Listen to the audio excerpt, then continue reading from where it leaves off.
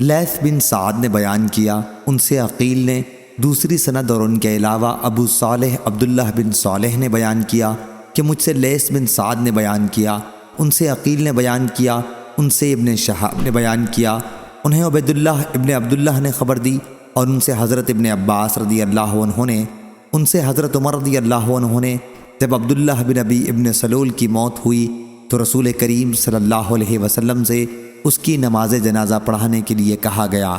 جب آپ نماز پڑھانے کے لیے کھڑے ہوئے تو میں جلدی سے خدمت نبوی میں پہنچا اور عرض کیا کہ یا رسول اللہ صلی اللہ علیہ وسلم، آپ ابن ابی منافق کی نماز جنازہ پڑھانے لگے ہیں، حالانکہ اس نے فلاں فلاں دن اس طرح کی باتیں اسلام کے خلاف کی تھیں۔ حضرت عمر رضی اللہ عنہ نے بیان کیا کہ میں اس کی کہی ہوئی باتیں ایک ایک کر کے پیش کرنے لگا، لیکن حضرت صلی اللہ علیہ وسلم نے تبسم کر کے فرمایا، عمر میرے پاس سے ہٹ جاؤ اور صف میں جا کر کھڑے ہو جاؤ۔ میں نے اصرار کیا تو آپ نے فرمایا کہ مجھے اختیار دیا گیا ہے، اس لیے میں نے ان کے لیے استغفار کرنے اور ان کی نماز جنازہ پڑھانے ہی کو پسند کیا۔ اگر مجھے یہ معلوم ہو جائے کہ 70 مرتبہ سے زیادہ استغفار کرنے سے اس کی مغفرت ہو جائے گی تو میں 70 مرتبہ سے زیادہ استغفار کروں گا۔ بیان کیا کہ پھر حضرت صلی اللہ علیہ وسلم نے نماز پڑھائی اور واپس تشریف لائے۔ تھوڑی دیر ابھی ہوئی تھی کہ سورہ برد کی 2 آیتیں نازل ہوئیں کہ ان میں سے جو کوئی مر جائے اس پر کبھی بھی نماز نہ پڑھیے، آخر آیت وہم فاسقون تک۔ حضرت عمر رضی اللہ عنہ نے بیان کیا کہ بعد میں مجھے حضرت صلی اللہ علیہ وسلم کے سامنے اپنی اس درجہ جرت پر خود بھی حیرت ہوئی، اور اللہ اور اس کے رسول بہتر جاننے والے ہیں۔ صحیح بخاری حدیث نمبر 4671۔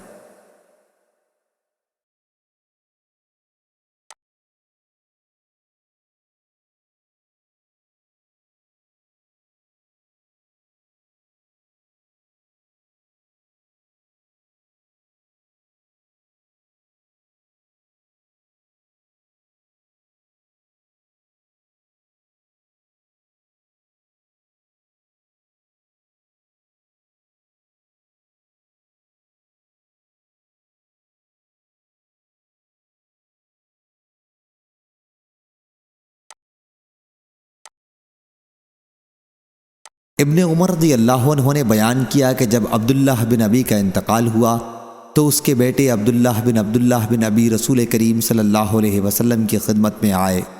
حضرت صلی اللہ علیہ وسلم نے انہیں اپنا کرتا عنایت فرمایا اور فرمایا کہ اس کرتے سے اسے کفن دیا جائے۔ پھر آپ اس پر نماز پڑھانے کے لیے کھڑے ہوئے تو عمر رضی اللہ عنہ نے آپ کا دامن پکڑ لیا اور عرض کیا، آپ اس پر نماز پڑھانے کے لیے تیار ہو گئے، حالانکہ یہ منافق ہے، اللہ تعالیٰ بھی آپ کو ان کے لیے استغفار سے منع کر چکا ہے۔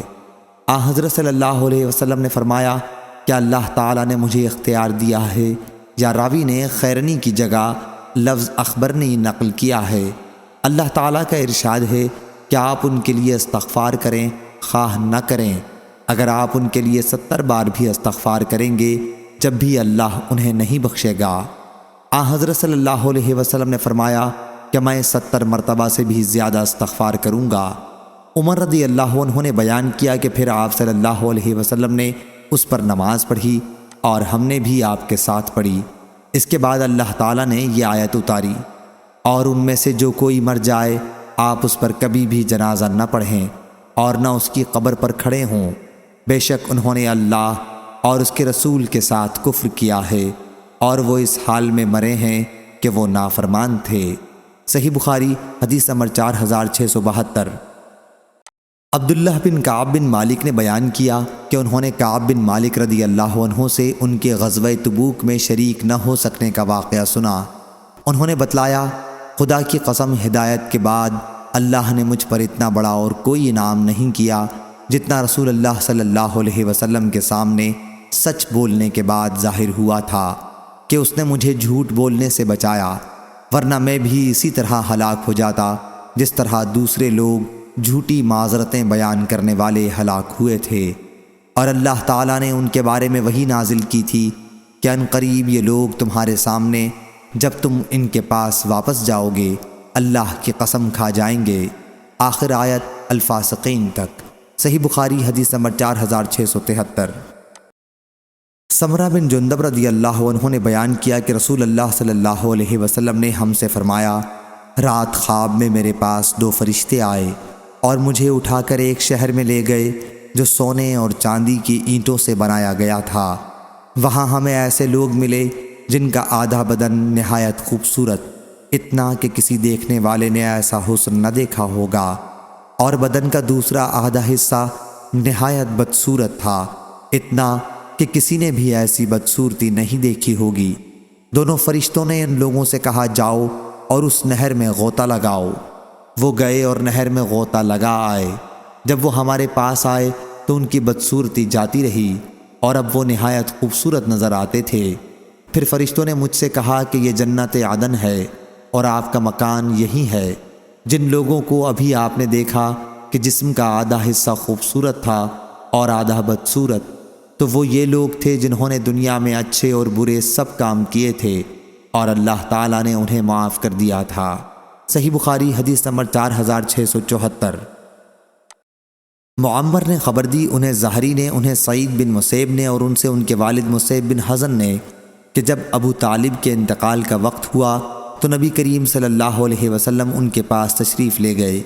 اس وقت وہاں ابو جہل اور عبداللہ بن ابی امیہ بیٹھے ہوئے تھے۔ حضرت صلی اللہ علیہ وسلم نے ان سے فرمایا، آپ ایک بار زبان سے کلمہ لا الہ الا اللہ کہہ دیجئے، میں اسی کو آپ کی نجات کے لیے وسیلہ بنا کر اللہ کی بارگاہ میں پیش کر لوں گا۔ اس پر ابو جہل اور عبداللہ بن ابی امیہ کہنے لگے، ابو طالب، کیا آپ عبد المطلب کے دین سے پھر جائیں گے؟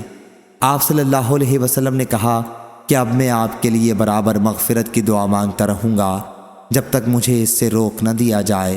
تو یہ آیت نازل ہوئی، نبی اور ایمان والوں کے لیے جائز نہیں کہ وہ مشرکوں کے لیے بخشش کی دعا کریں، اگرچہ وہ مشرکین رشتہ دار ہی کیوں نہ ہوں، جب ان پر یہ ظاہر ہو چکے کہ وہ یقیناً اہل دوزخ سے ہیں۔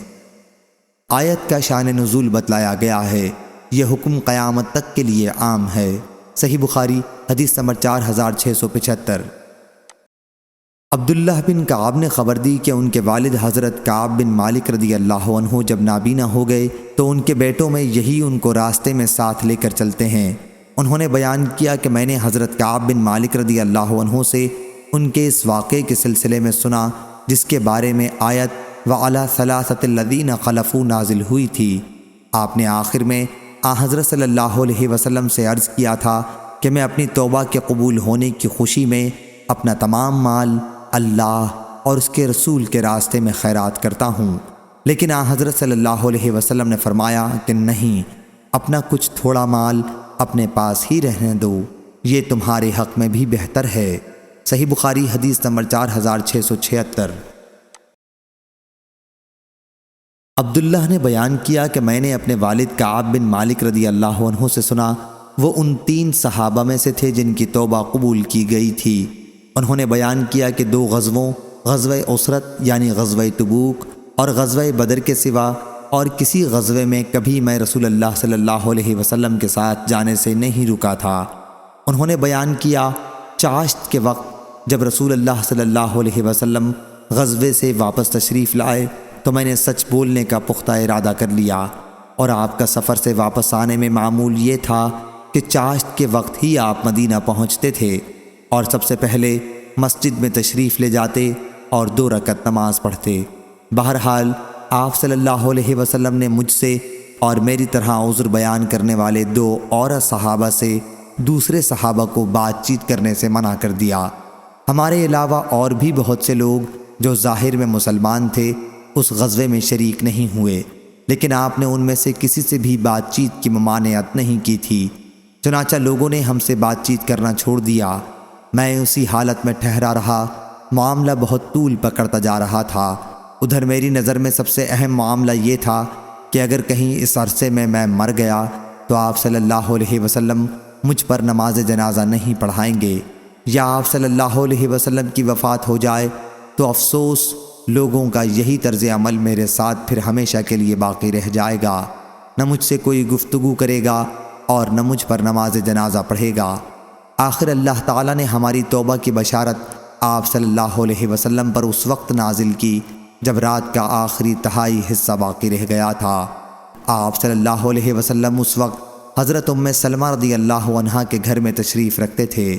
حضرت ام سلمہ رضی اللہ عنہا کا مجھ پر بڑا احسان و کرم تھا اور وہ میری مدد کیا کرتی تھیں۔ آپ صلی اللہ علیہ وسلم نے فرمایا، ام سلمہ کعب رضی اللہ عنہ کی توبہ قبول ہو گئی۔ انہوں نے عرض کیا، پھر میں ان کے یہاں کسی کو بھیج کر یہ خوشخبری نہ پہنچوا دوں؟ آپ صلی اللہ علیہ وسلم نے فرمایا، یہ خبر سنتے ہی لوگ جمع ہو جائیں گے اور ساری رات تمہیں سونے نہیں دیں گے۔ چنانچہ حضرت صلی اللہ علیہ وسلم نے فجر کی نماز پڑھنے کے بعد بتایا کہ اللہ نے ہماری توبہ قبول کر لی ہے۔ حضرت صلی اللہ علیہ وسلم نے جب یہ خوشخبری سنائی تو آپ صلی اللہ علیہ وسلم کا چہرہ مبارک منور ہو گیا جیسے چاند کا ٹکڑا ہو، اور غزوے میں نہ شریک ہونے والے دوسرے لوگوں سے جنہوں نے معذرت کی تھی اور ان کی معذرت قبول بھی ہو گئی تھی، ہم 3 صحابہ کا معاملہ بالکل مختلف تھا کہ اللہ تعالیٰ نے ہماری توبہ قبول ہونے کے متعلق وحی نازل کی، لیکن جب ان دوسرے غزوے میں شریک نہ ہونے والے لوگوں کا ذکر کیا جنہوں نے آپ صلی اللہ علیہ وسلم کے سامنے جھوٹ بولا تھا اور جھوٹی معذرت کی تھی، تو اس درجہ برائی کے ساتھ کیا کہ کسی کا بھی اتنی برائی کے ساتھ ذکر نہ کیا ہوگا۔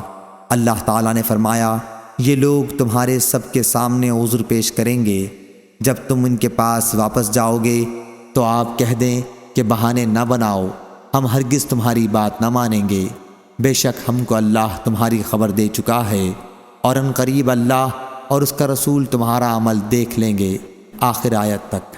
صحیح بخاری حدیث نمبر 4677۔ لیث بن سعد نے بیان کیا، ان سے عقیل نے، ان سے ابن شہاب نے، ان سے عبد الرحمن بن عبداللہ بن کعب بن مالک نے، اور ان سے عبداللہ بن کعب بن مالک نے، وہ حضرت کعب بن مالک رضی اللہ عنہ کو ساتھ لے کر چلتے تھے جب وہ نابینا ہو گئے تھے۔ عبداللہ نے بیان کیا کہ میں نے حضرت کعب بن مالک رضی اللہ عنہ سے سنا، وہ غزوہ تبوک میں اپنی غیر حاضری کا قصہ بیان کر رہے تھے۔ کہا کہ اللہ کی قسم، سچ بولنے کا جتنا عمدہ پھل اللہ تعالیٰ نے مجھے دیا کسی کو نہ دیا ہوگا۔